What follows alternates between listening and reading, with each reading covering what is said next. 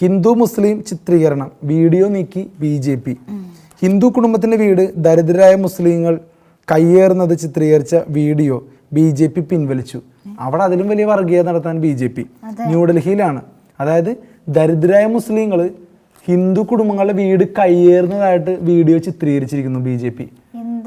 ഒന്ന് ആലോചിച്ച് നോക്കി, ഇതിന്റെ ഇടയിൽ കിടന്നിട്ട് അല്ലേ, ഒരു മതനിരപേക്ഷമായ രാജ്യത്ത് നടക്കുന്ന കാര്യങ്ങളല്ല ഇവിടെ നടക്കുന്നത് ഈ ഇടയായിട്ട്, പ്രത്യേകിച്ച് BJP ഭരണത്തിൽ കയറിയതിനു ശേഷം.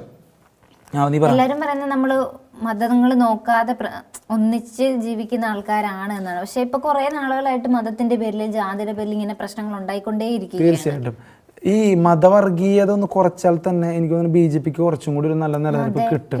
എന്നിട്ടും അവരിത് കുറയ്ക്കുന്നില്ലെന്ന് അറിയുന്നത് ഭയങ്കര ബുദ്ധിമുട്ടാണ് അല്ലേ.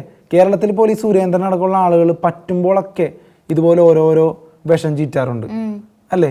നോർത്ത് ഇന്ത്യ പിന്നെ പറയണ്ട, അവരുടെ മെയിൻ പൊളിറ്റിക്സ് മുസ്ലിങ്ങൾക്കെതിരെ സംസാരിക്കുക, അതിൽ നിന്ന് കിട്ടുന്ന വോട്ടുകൾ മേടിച്ച് ജയിക്കുക എന്നുള്ളതൊക്കെയാ. അതൊരു മതന്യൂനപക്ഷമായതുകൊണ്ടാണ് അവർ ഇത്ര അനുഭവിക്കേണ്ടി വരുന്നത് എന്നുള്ള ഒരു വാദവും നിലനിൽക്കുന്നുണ്ട്.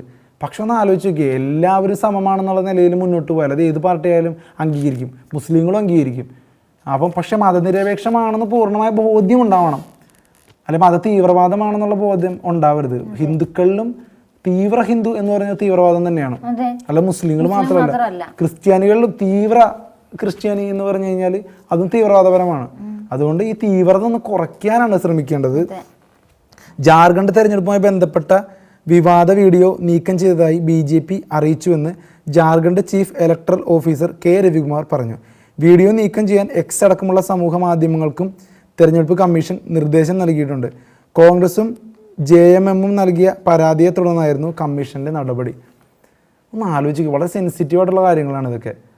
അത് വീഡിയോ ഇടാൻ കാണിച്ചൊരു മനോഭാവം, എന്നിട്ട് പരാതികൾ കോൺഗ്രസ് കൊടുത്തിട്ടാണ് അവർ നീക്കം ചെയ്തത് അല്ലേ. ഭയങ്കരമായിട്ട് ഡിസപ്പോയിൻമെന്റ്സ് ഉണ്ടാക്കുന്നതാണ്. ഒന്നാമത് ഒരു കലാപ സാഹചര്യം പല സ്ഥലങ്ങളിലും ഉണ്ട്. അതിനെയൊക്കെ വീണ്ടും വീണ്ടും അതിനെയൊക്കെ ഇരികേറ്റിക്കൊണ്ടിരുന്നു കഴിഞ്ഞാൽ ഭയങ്കര ഇതായിരിക്കും. അവരുടെ ആ ഒരു ക്ഷമ, ഒരു അസഹിഷ്ണുത തകർക്കാനായിട്ട് നമ്മളും ശ്രമിക്കരുത്.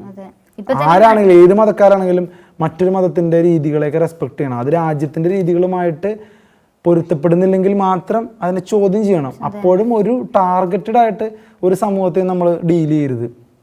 പ്രത്യേകിച്ച് ഇന്ന മതമായതുകൊണ്ട് അവരിങ്ങനെയാണെന്ന് ചിന്തിക്കരുത്. എല്ലാ മതങ്ങളിലും ഉണ്ട് കുഴപ്പക്കാര്, അല്ലാതെ ഒരു പെർട്ടിക്കുലർ മതത്തിൽ മാത്രമല്ല.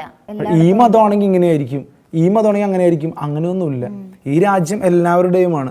യുണൈറ്റഡ് സ്റ്റേറ്റ് ഓഫ് അമേരിക്ക എന്നൊക്കെ പറഞ്ഞ പോലെ ഇന്ത്യ എന്നുള്ളത് ഒരു ബഹുസ്വര രാജ്യമാണ്, ഒരു മതനിരപേക്ഷ